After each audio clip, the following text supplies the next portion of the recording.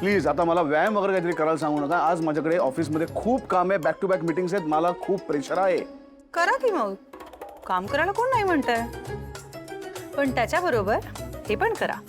ह्याच्यामध्ये फळं आहेत आणि तुमचा आजचा ठरलेला डाएट आहे आणि दिवसभरात भरपूर पाणी प्यायचंय.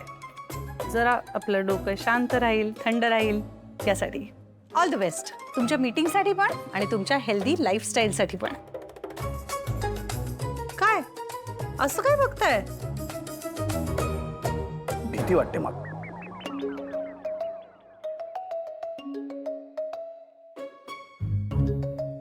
चिवट आ चिवट आहात तुम्ही, चिवट. नाही, एखादं मिशन हाती घेतलं ना की मग काही येऊ दे, तुम्ही मागे हटणार नाही म्हणजे हटणार नाही. मला आवडतं हे, म्हणजे असं काही नाहीये. म्हणजे आधी माझ्यासाठी तुम्ही गुप्तहेर म्हणून काम केलं, माझा मित्र मला परत मिळवून दिलात आणि आता हे. आता तुमची हेल्थ सुद्धा मी परत मिळवून देणार आहे. हा शब्द आहे माझा. तुम्ही फिट होण्यासाठी, तुमच्यामध्ये छान फिटनेस येण्यासाठी, तुम्ही हेल्दी लाईफस्टाईल फॉलो करण्यासाठी मी तुम्हाला वाटेल ती मदत करेन. फक्त एक करा, तुम्ही गिव्ह अप नका करू. एवढं लक्ष ना स्वतःच्या तब्येतीकडे पण द्या. मी नेहमीच देते. ऑफकोर्स, खरंच म्हणजे तुम्ही खूप करता माझ्यासाठी आणि नशीब लागतं तुमच्यासारखी मैत्रीण मिळायला. तुमच्यासारखा मित्र मिळवायला पण तर नशीब लागतं. म्हणून तर चालू आहे इतका सगळा अट्टाहास. माझ्या मित्राला काही होऊ नये म्हणून.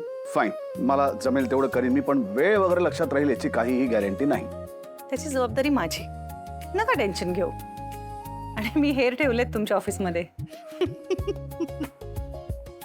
मी कितीही आडेवेडे घेतले तरी सुद्धा तुम्ही काही तुमचा हट्ट सोडणार नाही. नाही.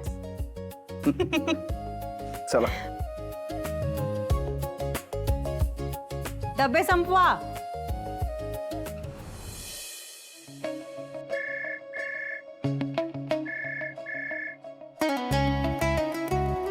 हा बोल आनंदी वहिनी.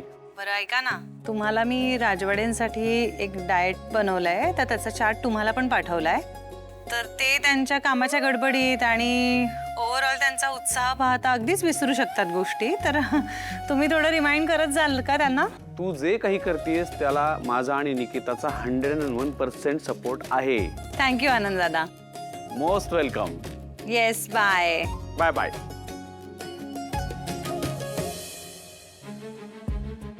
Good morning. Hey good morning. बरं मला सांग, परेराचं झालं का डीलचं पुढे काही? हो, हे काय कामच चालू आहे त्याच. आज एकदा लिगल टीमशी पण बोलून घेऊया, म्हणजे पुढे जाता येईल आपल्याला. येस.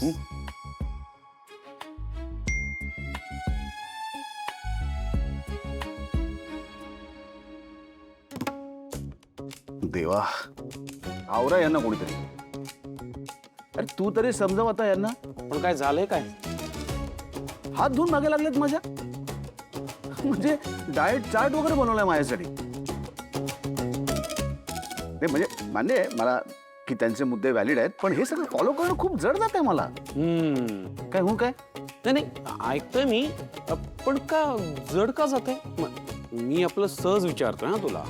तू बघतोयस ना आनंद, आपल्यावरती किती वर्कलोड आहे. आता हे नवीन कॉन्ट्रॅक्ट आपल्याला मिळाल्यानंतर अजून जास्त काम वाढणार. आणि तुला माहिती आहे मला स्ट्रेस येतो आणि माणूस एका वेळेस एकाच गोष्टीवरती फोकस करू शकतो. हे काम आणि डाएट हे असं दोन दोन गोष्टी नाही फोकस करू शकत मी. डाएटचा स्ट्रेस का? का म्हणजे मनात आपल्याला एक गोष्ट हवी आणि आपण काहीतरी वेगळंच खातोय, याचा स्ट्रेस नाही येत माणसाला? असं होतं का? नाही का? भूक लागते कामाच्या माणसाला. अरे पण ती भूक मारायला कोणीच सांगत नाहीये. त्याच वेळी योग्य ते खायचं. हेच सांगतोय ना, म्हणजे याचा अर्थ त्याचा परत एक वेगळा विचार करा. तो विचार तू करू नकोस. तो आनंदी वहिनी करती, तू फक्त त्यांच्या सूचना पाळायच्या. मी त्यांच्या सूचना पाळायच्या? नाही, पाळाव्या लागतात बाबा. लग्नानंतर बायकोचं सगळं ऐकावं लागतं. म्हणजे आधी बायकोचं ऐका, मग डायटिशियनचं ऐका, मग ऑफिसची कामं करा. हे सगळं एकदम मला जमणार नाही. म्हणजे मी मीटिंग करायच्या, प्रोजेक्ट पूर्ण करायच्या, काय डाएट स्ट्रिक्टली फॉलो करायचं, काय करायचं काय मी? म्हणजे मला असं वाटलं आता फोन वाजला, काहीतरी महत्वाची मेल वगैरे आली काय नाही. तर स्वानंदी मॅडमने रील्स पाठवले डाएटवरती. हे असलं बघायला वेळ आता माझ्याकडे. ठीक आहे बघ, तू टेन्शन नको घेऊस. आम्ही आहोत तुझ्या बरोबर. थँक्यू. सगळं नीट फॉलो करायला लावू तुला. वाटलंच होतं मला. तुम्ही ना फक्त नावाला मित्र आहात माझे. तुम्हीही सामील झालात त्यांच्या पार्टीमध्ये.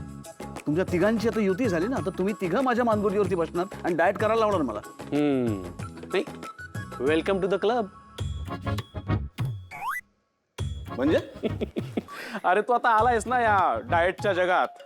काय ना, लग्न झाल्यावर असंच असतं.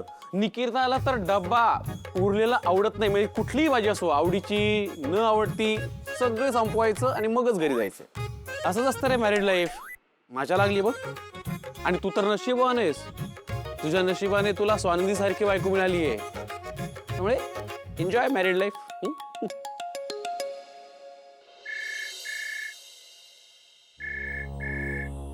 हा आई बोल ग. हा कारण ती कामात आहेस का ग? अगं ऑफिसमध्ये आहे मी. काय झालं? अस्वस्थ वाटतंय ग खूप. म्हणजे तू बरी आहेस ना? डॉक्टरांना फोन करायचा आहे का? मी निघू का आत्ता? येऊ का? ग नाही नाही नाही नाही नाही थांब थांब. तसं अस्वस्थ नाही वाटत आहे, म्हणजे मानसिकरित्या अस्वस्थ वाटतंय.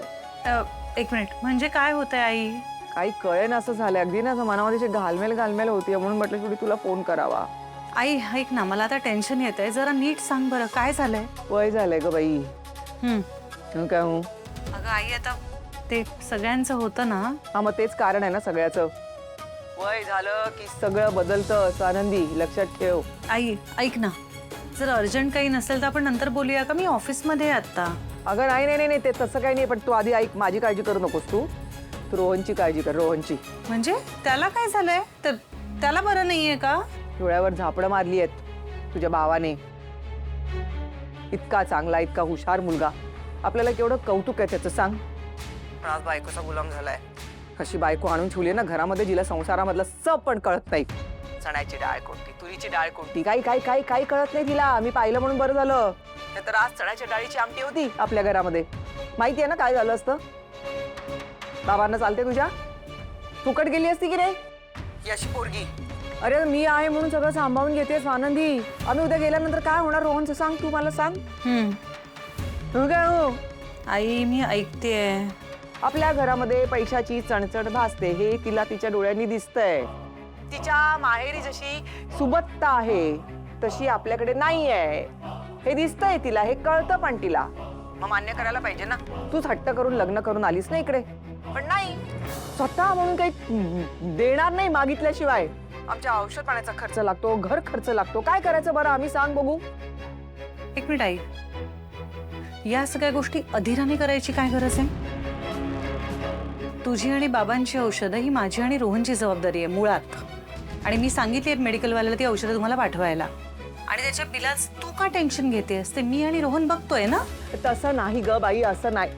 हे बघ, फक्त औषधाचा खर्च नाही होत आनंदी. घरामध्ये घर खर्चाला पैसा लागतो की नाही, हातामध्ये पैसा लागतो की नाही, पण इथे तो कोणी मागितल्याशिवाय देतच नाही. असा हात पसरावा लागतो मागण्यासाठी. आणि त्याच्यामध्ये त्या रोहनचा पगार तो तर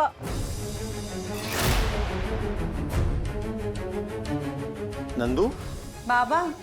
हे बघ नंदू, माझं ऐक. तू हिचं काहीही ऐकू नकोस. इकडची अजिबात काळजी करू नकोस. मी आहे इकडे. अहो बाबा, सांगितलं ना तुला. तू अजिबात इकडची काळजी करू नकोस बाळा. बरं, आपण बोलू नंतर. मी ठेवतो फोन. बरं बोलूया नंतर. काळजी घ्या. हो, बाय बाय.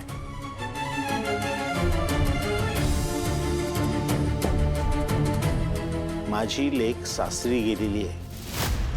खबरदार तिला इकडच्या छोट्या मोठ्या गोष्टी सांगून टेन्शन देशील तर.